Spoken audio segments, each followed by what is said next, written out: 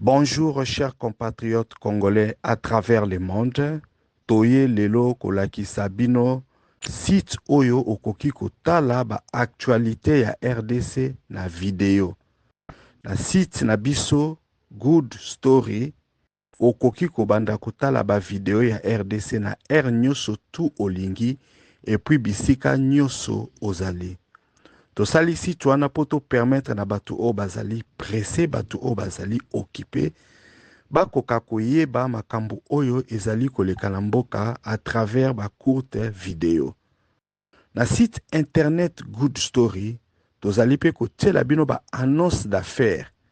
Ba annonce ya batu o bazali ko présenter ba service na bango, tozali pe kotiela bino ba vidéo ya batu o bazali koteka biloko na bango.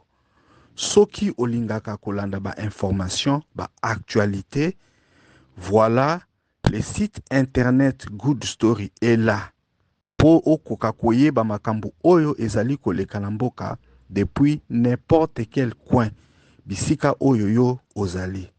Soki pe olingi ko investir ou bien olingi oya na mboka, ozana besoin ya service moko boye, tozali pe kotia ba annonce vidéo ya batu oyo bazali kosala ba affaire na kati ya RDC. Site ezali rapide, site ezali kitoko, même ba video ya makambo oyo ezali koleka na est, oyo ba plateforme misusu bazali kolakisa yango te. Soki oyo na Good Story okomona ba video wana. Bandeko na nga nasengi na bino bozala na curiosité ya malamu po boya kotala et puis bino moko bokoka ko juger. Ezali très facile. Okei kaka otape www.goodstory.co.za. Okomona ekobima wana. Soko lingo kena kote otala ba actualité, okotala ba actualité na video.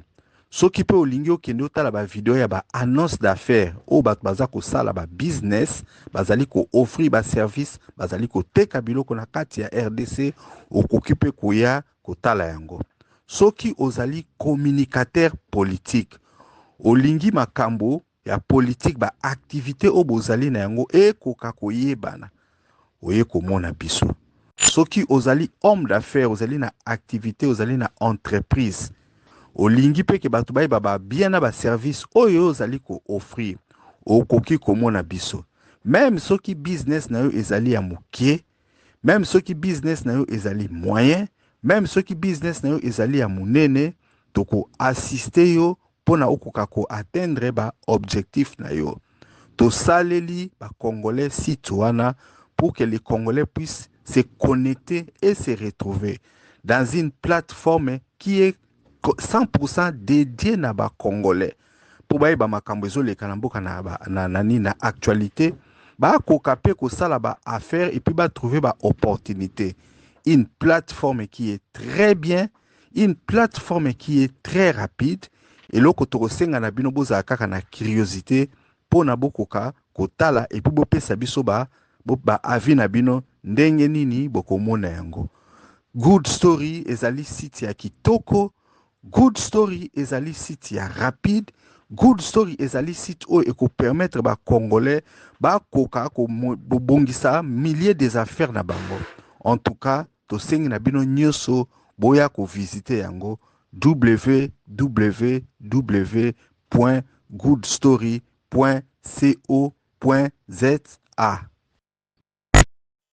Bonjour chers membres du débat national, bonjour chers compatriotes congolais, c'est Ricky Mongondo depuis Cape Town, toujours dans le cadre de notre émission Débat national, l'émission où nous analysons la situation en RDC, l'émission surtout où nous donnons la parole à tous les Congolais depuis n'importe quel coin du monde. Donc voilà ceux qui osali Congolais, osana eloko oyo, olingi oloba par rapport à l'actualité, par rapport à makamyo sezo le kanakati ya mboka. Donc voilà, c'est très simple, osali audio na yo, otindeli biso yango na numéro oyo ezali ko s'afficher wana sur WhatsApp. Évidemment, toko zwa yango, toko tia yango ba Congolais bako yoka et puis bakolanda. Donc voilà, débat national, ce n'est pas seulement une émission comme vous êtes en train de nous suivre, mais débat national, c'est surtout un groupe WhatsApp, le meilleur et le plus grand groupe WhatsApp en RDC avec plus de 1000 membres où chaque jour nous lançons un sujet et les membres discutent dans la démocratie ainsi que les respects. Donc voilà, Sokio Olingi Oko m'appelle membre à débat national. Donc voilà, c'est très simple. Ok, dans la section, il y a des commentaires dans YouTube tout en haut là-bas.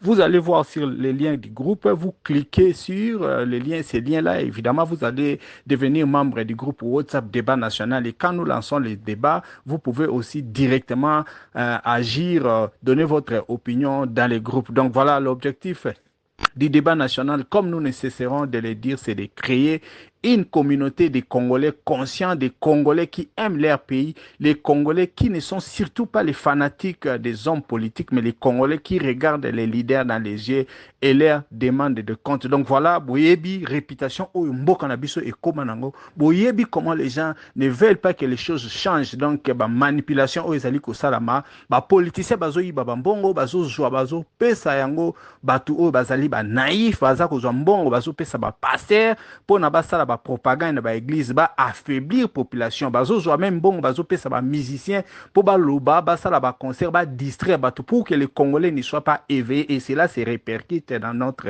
vie de tous les jours, cela se répercute surtout dans ndenge tozali kozanga leadership moko fort na wana pe zali pe ko entraîner tous en ba modèle ya bien te na kati ya société. Nous sommes en train de voir comment est-ce que ba anti-valeur ezali ko koma na Congo, ezali ko toucher biso na ba famille na ba place à misala na ba camarade na batu. Donc voilà, c'est devenu presque impossible na batu bazali ko raisonner ba kokako exister na Congo. Donc bazali ko linga bangote. La plupart ya batu o bazo za maele bazali na recours kaka pa bimamboka pona ba koka koloba. Aujourd'hui, il n'est plus bien de critiquer comme na makambo ebele.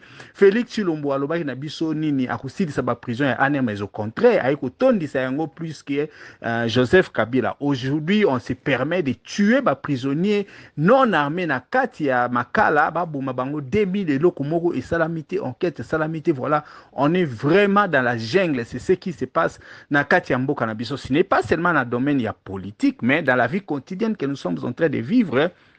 Tozali na décadence totale sur le plan social na mboka na biso, ba anti-valeurs zali ko régner en maître, choix ya vie est très difficile. Même les gens qui sont en train d'étudier bazali ko trouver ba emploi puisque il n'y a presque pas de travail. Tozana maïté, tozana courant, difficulté ba embouteillage, escroquerie, sorcellerie, makambu nyonso ezali kosalama. Les gens sont devenus en colère. Soko lingo tout na mutu likambo bakomi na kanda. Donc puisque il y a même plus de voies de sortie. Donc makambu eza koleka ebele na kati ya société na biso. Yango wana justement to sali plateforme oyo débat national, une émission qui va être animé et qui est toujours animé la plupart des temps là-bas. Audio na bino ndenge bozali koloba par rapport ya makambo ndenge bozali komona ezali kokenda mboka bakambo ebele eza kosepelisa bato te. Nous savons ce que les filles sont en train de vivre na Kinshasa na mboka na biso bana basi bazwaka misala te me bavivaka nsima ya mibale, alors que na siècle oyo toza nango les femmes peuvent aussi faire aussi que les hommes. Na kati ya mboka na biso to yebi comment est-ce que corruption ezali na kati ya ba école, ba professeur bazali ko senga bana to yebi ba étudiante mingi bazako bimana ba assistant na ba professeur po ba koka kozwa ba point. Bana basi mingi na ba deuxième des humanités ou bien na ba troisième, les premiers hommes bazali ko connaître ezali ba professeur po na ba koka ko pesa bango ba point.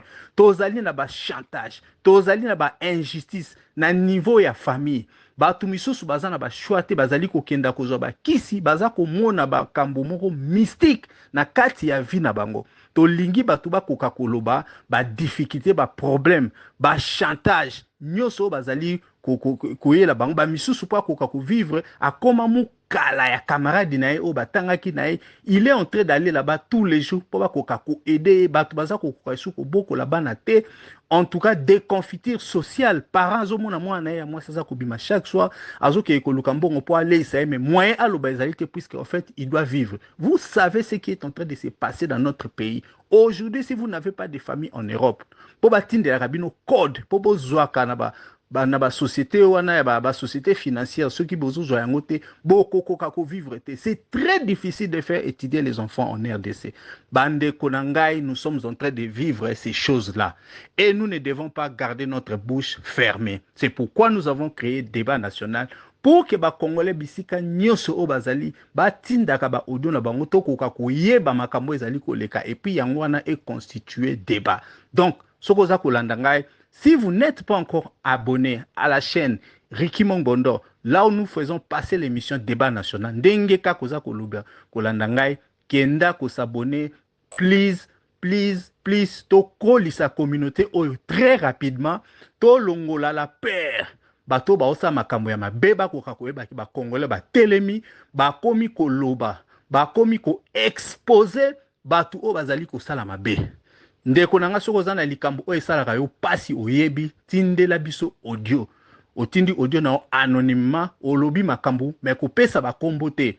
Okoki pe kopesa kombo ya place o makambo elekaki te. Soki po lingi te tindela nga audio lobanga moko na raconter histoire oyo monaki mefe o esalamaki ya yo injustice tozali ko vivre yango. Tozali ko vivre ba trahison ya ba ami. Tozali ko vivre ba trahison na niveau ya musala. Tozali ko vivre ba trahison na ba école makambo tozo sala. Les hommes nous trahissent. Avant nous sommes en train de voir comment est-ce que le modèle de la société est s'effondrer dans kati ya mboka na biso. Nous sommes en train de les voir. Bazali ko abîmer batu, bazali ko abuser na batu dans l'est de notre pays. Tozo la guerre ici, la guerre ici la raté. Il y a que les politiciens qui sont en train de s'enrichir tous les jours. Bazo so ba maigre mbongo ba pesa batu, ba pesa ba. Donc voilà, ce que l'ingé loba likambu, moyen kutu oloba ezalité. Donc ce que l'ingé loba likambu, moyen kutu oloba ezalité parce que batu oba loba qui est le peuple d'abord, batu oba qui ça la propagande de la démocratie. Aujourd'hui, bazako la kisabiso dictature d'un autre type. Dictature auto nibakite koki kozala. C'est à croire que biso batu mwindu basala biso poto zanda lukuta. C'est à croire que batu misusu bazana problème na vérité. Donc makambo belé ezo le kalamboka. Donc voilà, c'est un peu ça. Débat national est là, tolingi batu ba libérer parole. Bo loba makambo oyo bozali komona. Oza na kati ya famille, ozomona tata na yo ou bien mama na yo, alingaka yo te, azali ko favoriser yaya na yo ou bien leki na yo, azako tika yo sima. Peut-être parce que botamaki na mariage à liboso, parce que peut-être place yo vande zanda ku ya tata na yo te, ou bien ya mama na yo te, ou bien ozalaki mwana ya nani ya ndeko na ye oyaki kovanda. Tindela biso audio ya makambo ezali koleka poto yeba batu ba yeba yango tozoloba kaka ke non mboka eza malamu te Kongo eza malamu te tozomona pasi mais tozoloba makambo tozo vivre te. C'est ça en fait débat national tolingi boya boloba makambo batu ba koka koyeba to koka ko discuter toza ko zela ba audio na bino en tout cas bo koka ko tinda ba audio et belé numéro ezali wana bozali komona yango ozui yango. C'est très simple ezo sengelo komote tinda audio na surtout bo like vidéo oyo ebele pona YouTube a proposé yango na batu ebele ba koka donc kolanda bandeko eloko oto ye leloko loba ezali méchanceté. Vous savez comment est-ce qu'on est en train de nous juger nous les Congolais tozo loba méchanceté za ko sala manamboka na biso et puis na mensonge. Mais quand moi j'entends les mensonges na méchanceté et que naoki mutaloba ki yango toza na cadre ya débat national toko exposer yango toko tia yango bino so boyoka boyeba batu nini oyo baza na kati ya Congo bazali kolakisa méchanceté. Il y a un certain monsieur. Ce monsieur-là, ça fait le commandant Léon Azar dans le groupe Ebele, dans le groupe WhatsApp, un peu dit n'importe quoi.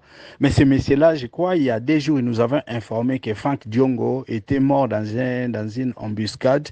Hélicoptère et bétaké hélicoptère na Masasi, à Kendeki na Kigali. Donc voilà, il avait un peu fustigé voyage Yanani à M. Frank Diongo nani na Kigali. À l'objet que non, Frank Diongo a comme ennemi puisque lui ne peut pas voir nani Kagame ou bien Koiko qui est Rwanda. Mais le Rwanda, c'est un pays, n'importe qui peut visiter. Qui vous dit aujourd'hui que Congolais qui est Rwanda, il a un problème avec les Rwandais ou les Rwandais.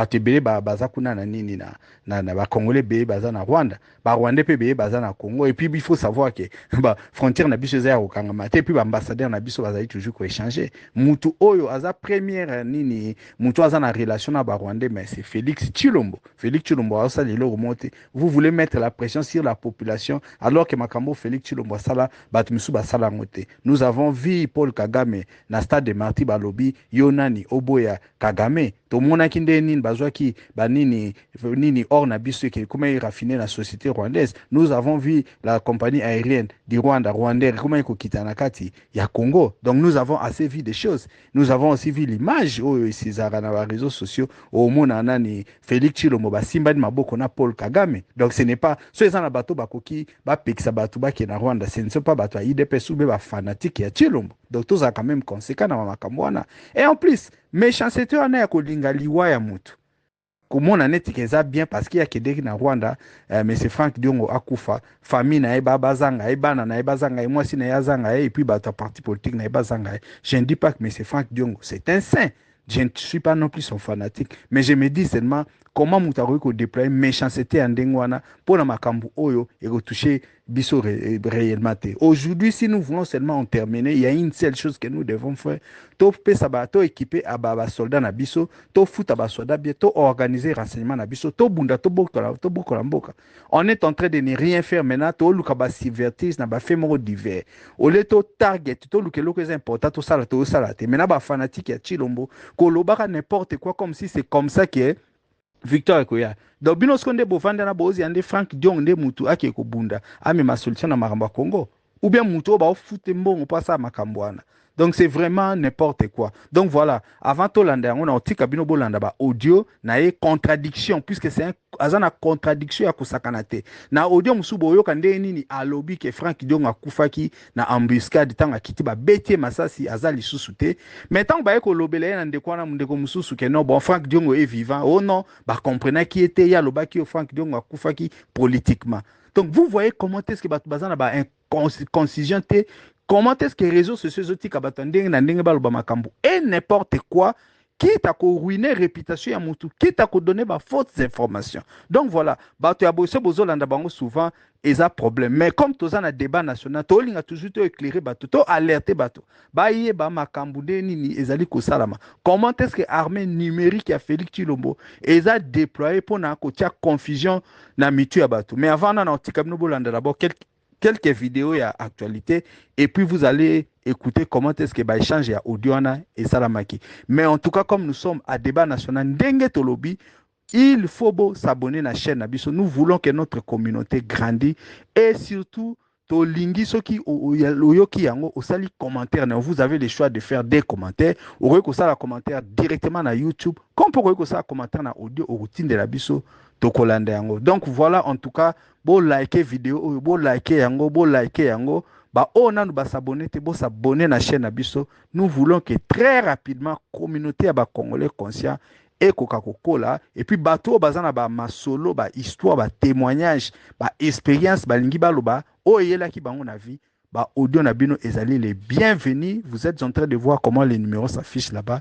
Salaka audio nao tindela biso numéro nini audio na yo ndenge bozo katozo tia ba audio misusu toko tia ba audio na yo soki po lingi ba ye ba voir na yo te betelanga lisolo na discrétion na kobeta na koya kobeta lisolo yango ou bien otindi audio na yo toko tia yango mais kotanga kombo ya batute koloba place te pose la identifier te. Donc sans plus tarder nazo tika bino bolanda d'abord quelques vidéos ya actualité et puis beaucoup kolanda Nini, comment est-ce que Ndekona a déployé qui est un mensonge en ce qui concerne la mort de Frank Diongo? Je vous laisse suivre. Papa, tu vas connaître que Moutoumou a vendu qu'on a eu l'ingé Congo les Congolais nyos. Or, bateau opposition, dans le bas du peuple d'abord. Na Tshisekedi. Tshisekedi d'abord qui va rencontrer Bangoto Batondi avant. Bana pote faut bailler parce que Ndekona na Tshisekedi azokalar na yao.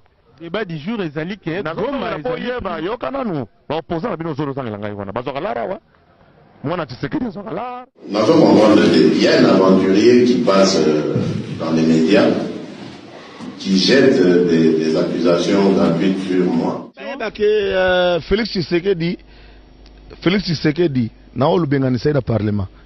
Pazo ko Sabino. azwaka lar bozana Félix Tshisekedi mwana ya Tshisekedi oh combattant oh va venir changement adamaka lar nangana yoka kiapesa ngo atane kol mo mbujimai rien adamaka tout c'est comme ça qu'on va être distrait tout le temps. Et puis d'ailleurs, ce n'est même pas, je veux dire, ce n'est même pas important, et l'on va bien.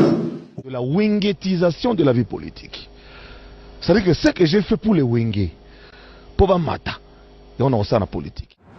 Na otaki dire obenganisa déjà Félix Tshisekedi tata mo ce n'est pas genre bon ouais faut boyer bango tata mo si Félix aswaka lara mais bango c'est déjà raté. Ah, c'est déjà raté. Et puis, et ça, les sola wenge, bon, on livre, la wengetisation de la vie politique. Au moment de Félix Tshisekedi a beau nos plats. Nzamba sikate na zoko manzamba neema. Nzamba sikate na zoko manzamba neema di. Il dépêche zoko ma Félix. Il dépêche zoko ma ya Félix. C'est faux. Naza, depuis que Naya on a décembre, je ne suis plus rentré au Congo. Donc, même la fameuse proclamation n'a pas envoyé à la députée en Ebindinga Nazali même plus là. Donc je ne suis plus rentré, ce qui fait déjà que Nazo siège même. Petit on a ibi mboko te. Petit la grande mikili petite. Toi on a mbanza on a toléré ane bambala tout à tout le temps. Nous tulanga yo ibi histoire. Changer à tena quand. Vous allez distrait par ces choses-là. Bon, ça a une habitude lorsque des gens sortent comment je veux dire, des accusations, on va dire ça comme ça, sur les gens, beaucoup n'a pas peur. Député à la palette, député à la carte, député en piaquer. Même toute opposition, tant qu'on a 50 000 à l'Iboussa Sani.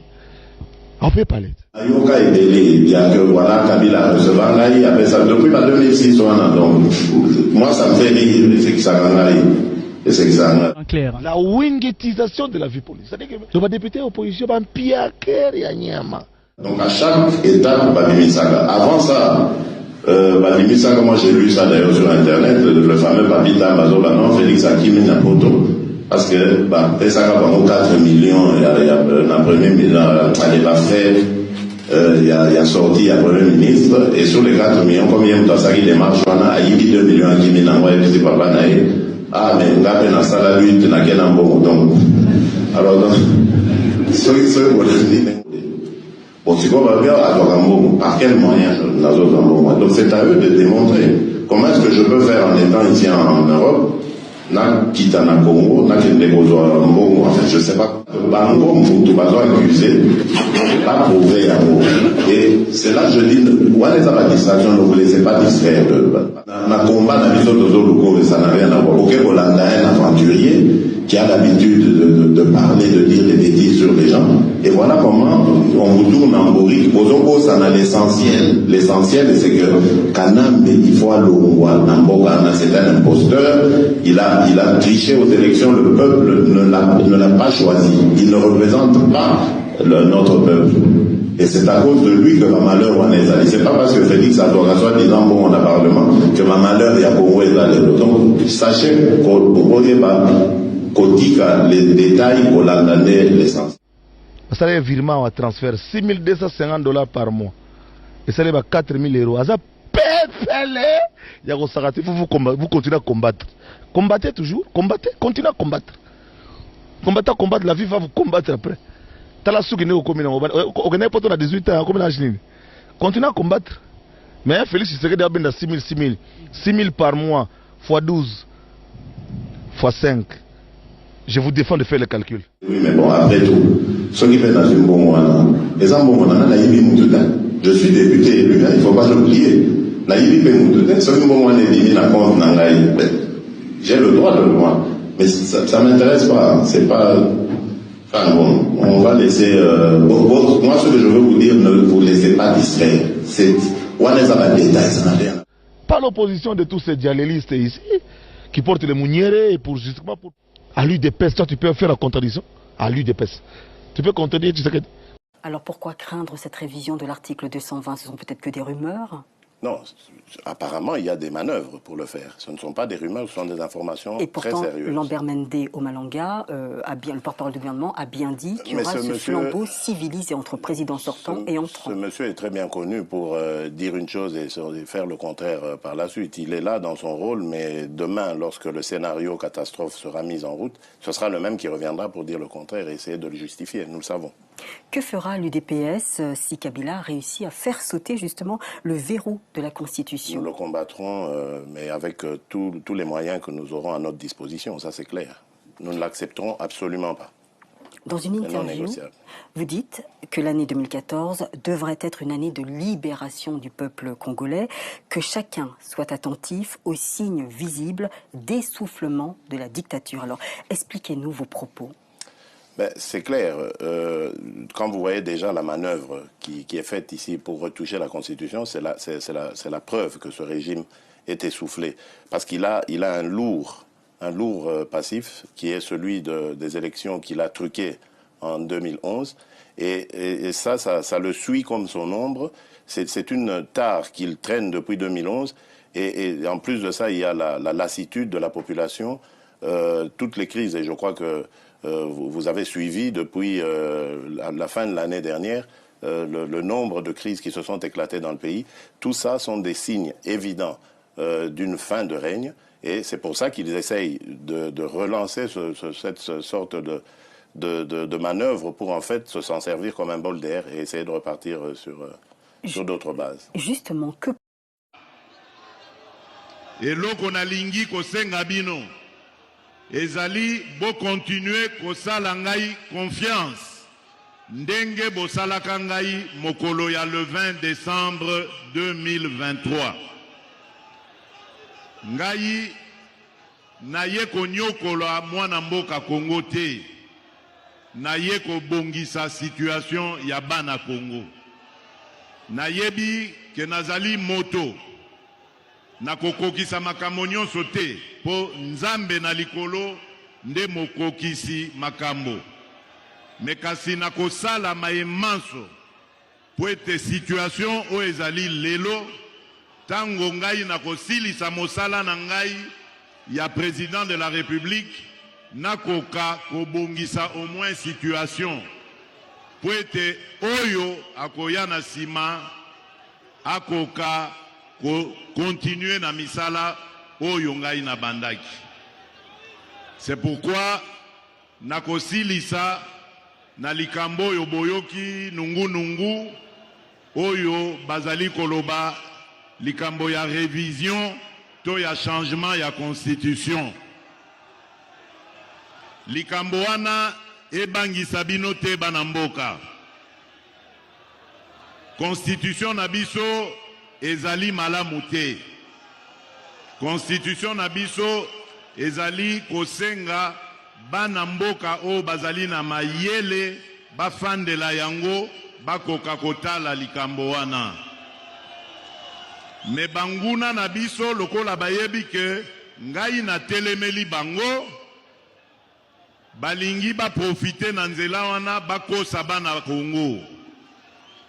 Likambo oyo ya bamanda oyo ezali na constitution oyo elobi ke manda ezabe mibale soko sali moko peuple congolais apesi ya mibale osali abu pia.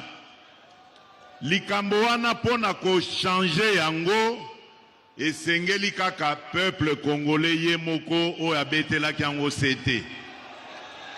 Ezali likambo ya président de la République te. Kasi président de la République azali garant ya bon fonctionnement ya mboka. Tango azali komona ke makambo misusu oyo esengeli ye atala, oyo ya peuple te lokola ya bamanda. Me oyo ye asengeli atala. Tango azali komona ke makambo wana eza kotambola malamu te. Me esengeli ye abenga bana mboka misusu atala ndenge nini bakoki ko. Cette constitution est évidemment une constitution congolaise. C'est une constitution congolaise faite par les Congolais et pour les Congolais. Et tout est parti de Sand City, c'était les Congolais qui étaient là.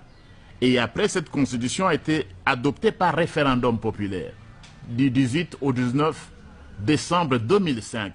Le référendum signifie l'implication de tout un peuple.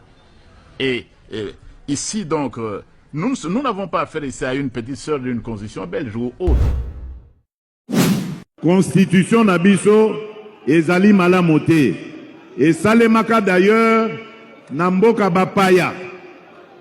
Et puis, Nabapaya Bango Moko. Bazoui, ba mode de fonctionnement na Bango, Bayeko, Pesa Biso Yango Awa. Biso Constitution Nabiso, et Sengeli et Salema, sur base, ya Bizaleli Nabiso Moko, peuple congolais. Peuple congolais, alerte, alerte, urgence, urgence, urgence. Bonjour, Tongo Elamu, Otema Botarabino. Et Zawabino, le commandant Léon. Liwa ezui Frank Diongo. Liwa ezui Frank Diongo. Frank Diongo, boyebaki akendaki na Rwanda. Atiki asile na ye politique na Bruxelles. Akamati nzela akei afuti tike ake na Rwanda. Tala ndenge liwa ezali kotambusa moto oyo. Malamu ya bato ya boye fo bakufa kaboye. Frank Diongo komi na Rwanda akiti ake pa ya Kagame basolili bamakambo na bango ya kokata Congo kozwa ko annexe Bukavu na Rwanda. Capitale nango ezalaka kaka Kigali. Basololi bazozwa ba plan ya masolo. Frank Diongo asisi makambo na ye. Frank Diongo bazuye na hélicoptère kupona ko déposer ye na front ya est. Malheureusement bisika hélicoptère ekitaki ba wazalendo babombanaki wana basalaki ambushi. Ba wazalendo balalaki kuse kozela hélicoptère kitika kaboye mama na ngai. Ba wazalendo babeti matuza babeti barafal bazalaki na zamba wana babombanaki wana babeti Frank Diongo masasi. Frank Diongo akufi, hélicoptère panzani, roquette ezui hélicoptère. Frank Diongo akufi. Frank Diongo, il est mort, il n'est plus. Mes condoléances à la femme et à la famille de Frank Diongo. Peuple congolais. Situation ya Frank Diongo epesi biso mawa. Makambo ebele bato balobi Nzambe ayoki biso. Oya kozala traître kokota Congo na sima. Kokende na banguna na ye fakufa. Plus jamais ça. Je vous annonce la mort de Frank Diongo na front, na côté ya Walikale. Il est mort. Frank Diongo n'est plus. Message, beau faire passer un mot na Congo Mobimba. Ezo Abino, les commandants Léon. La mort tragique de Frank Diongo, ba memi ekuna na front hélicoptère a kita na Zamba. Bipai bazalaki ko kita na Zamba, wazalendo abomaki wana ambushi. Embuscade na français. Ko kita zo kita kaka boy Frank Diongo masasi. Frank Diongo akufi ba poudrier bato musuki so bazaki na bango masasi nde masasi. Frank Diongo n'est plus. Ba effacer facilement pour na kilo koso ezali etumbu Nzambe apesi. Frank Diongo kende na enfer. L'idiot quoi. Frank Diongo e wana kufi ganga lisusu. Merci. Bonjour, le commandant Léon. Bandeko na ngai ya forum MDCC. Bonjour, bonsoir na bino nyonso tout ba congolais. Message oyo na s'adresser yango na ndeko oyo qui se dit commandant Léon, arrêtez des mensonges. Ngai nazope malisusu te parce que les gens m'appellent tout le temps apparemment ozo sala ba live, pardon, ozo sala ba audio partout ozo pazango partout en confirmant que Frank Diongo a kufi. Pourquoi aux autres informations en a wapi. Pourquoi combien vous avez un mensonge comme ça? Ça n'a aucun sens. Franck Diongo a confité, Franck Diongo est vivant. Moi, je parle avec Franck Diongo chaque jour. Je vais mettre moi preuve mouké. Pourquoi j'ai le kouta comme ça, commandant Léon? Moi et Franck Diongo, aujourd'hui, à 21h45. Depuis là, ouais. Ok. Vraiment, je sens le zone à côté de Mbango parce que. Bibliothèque, ça zone à côté de Mbango, nous allons au Kuna, nous allons nouvelle à ma belle, nous allons ça zone. D'accord. Merci vraiment. Bonne soirée. D'accord. Voilà, notre soir, on a Franck Diongo, Lelo Awa, on a 21h45 heures. Tout ça, il y a presque 15 minutes de conversation. Mais arrêtez de propager partout que Franck Diongo a couffé. Pourquoi le Kouta comme ça, pourquoi le Kouta comme ça, Léon? Comment le Kouta besoin? Je ne comprends pas. Je ne comprends pas. Et, moi, je récolte des questions. M'appelle, message, cordon, commandant Léon, à lobby, Franck Diongo, Koufi, message, yoki, combat sur les gens, toujours avancé, parce que le Kouta est juste place. Toujours crédibilité à cause de la bêtise à Bodelo. S'il te plaît, je te demande d'arrêter avec ça. Naebisa yo mbala na benga yo na téléphone na loba no mbamba ke soko za na information te benga tuna biso ba oyo toza tellement na information nga na benga ka batu wana direct so za fol no benga direct so za na benga direct donc benga tuna ba ko pesa information ya bien au sali ba audio na yo mais des mensonges comme ça mais donc so na sali audio oyo parce que je suis fatigué des questions. Et Léon persiste dans ma groupe. Nous surtout qui fait Diongo Koufi. C'est triste. Diongo Azali bibliothèque était un détraqué mental. Fondia, Franck Diongo Azali détraqué mental. Ndenge ba beta et torture na ba na moura. Azali na ba nerf bougé. Il a un problème mental. Hein? Azali a un problème mental. Donc au soli na ye bien sûr, mais oya sa ki ko kota na ba Rwandais. La Kisibiso qui a créé une réunion ya Rwandais, Azali ennemi ya Congo, Azali sous héros vivanté, Ponangaï. Yango dans le but qui a si à Koufi. Kokoufa physiquement, mais Kokoufa avec des idées. Kokoufa, na ma oyonyoso, ayeba qui est Azali héros vivant, il n'est plus héros vivant. Azali traite à trahir le Congo. 25 millions, il y a un peuple congolais, il y a Koufi. Ako kende légèrement que Karaboyake na Rwanda. Non. Ce que nous avons appuyé en gros, monsieur, et Fonja Patrick, moi je n'appuie pas ça. Na sens on a l'obaki que à Koufi.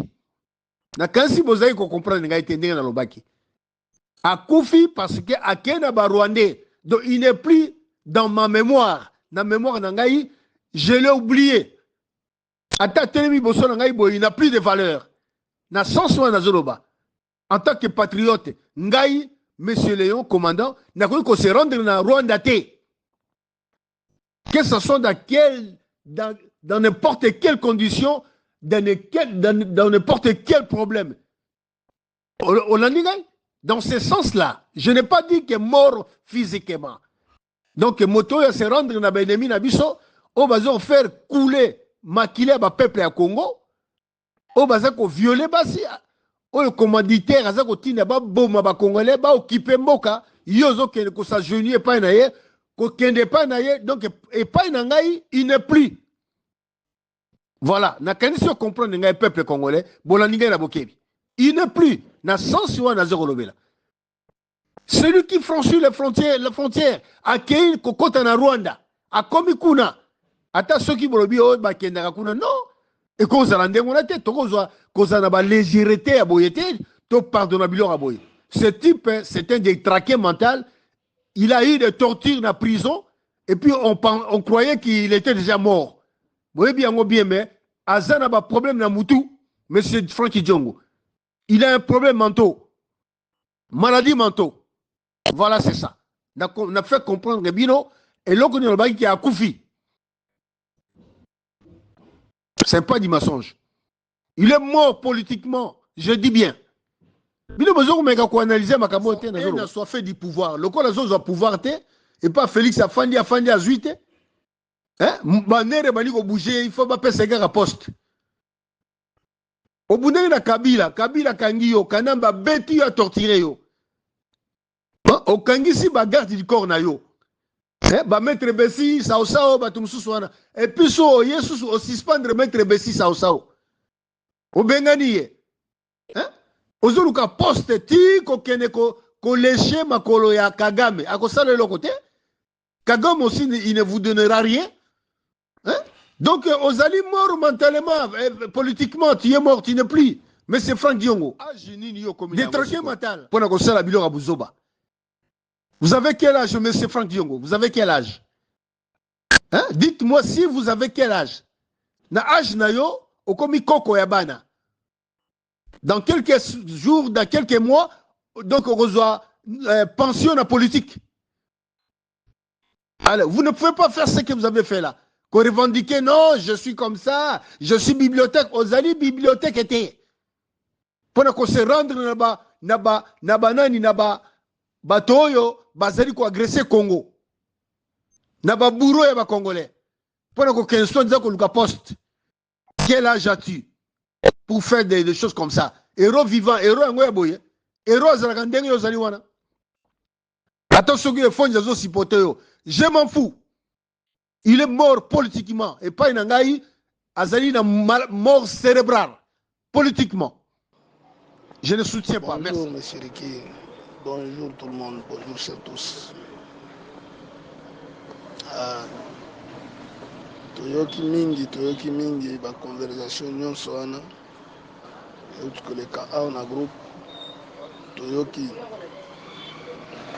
Na ba donneur de leçons ya Congo. Toyoki.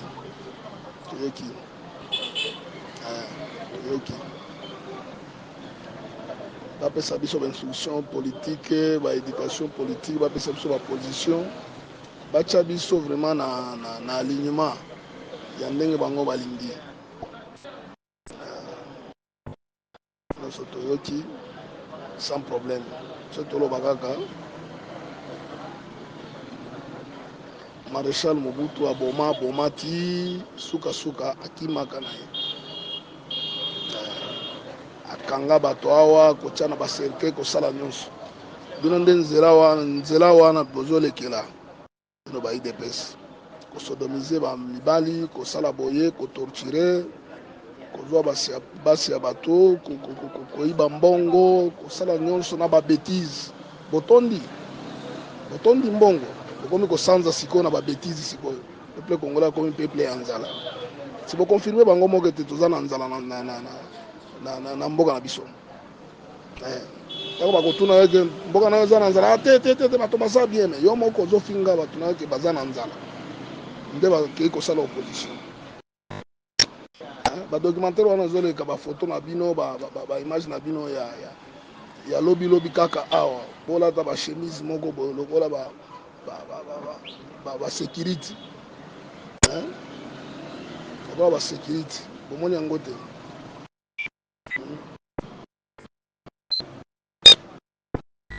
Yo muyaya. Nandenge tata na kufi. Osombela ka ndako. Sazalaka locataire. Ofinga bato baza bato ya nzala. Famille na yo eza na Lubumbashi kuna na Kamalondo kote kuna. Ba locataire. Pardon, vraiment, pardon. Émission na biso ya débat national ya lelo esili en tout cas yo pe sokoza na likambo lingo loba sokoza na commentaire sur l'actualité. Donc voilà, osali kaka audio na yo otindi na numéro oyo ezali ko s'afficher débat national esalami pona Congolais surtout. En tout cas, chers frères congolais, chers compatriotes congolais, chers membres du débat national, Batumisusu ou Bazalipe Kolanda biso sokina no s'abonner na chaîne YouTube Rikimong Bondote Nde Nazali Koloba Kenda ko s'abonner. En tout cas, maximum ya ba like na vidéo oyo pona ezala référé batebele bakoka Kolanda. En tout cas, tozalaki na esengo ndenge bolanda ki biso tokokuta na bino na émission oyo ezali koya. En tout cas, merci beaucoup et bonne journée.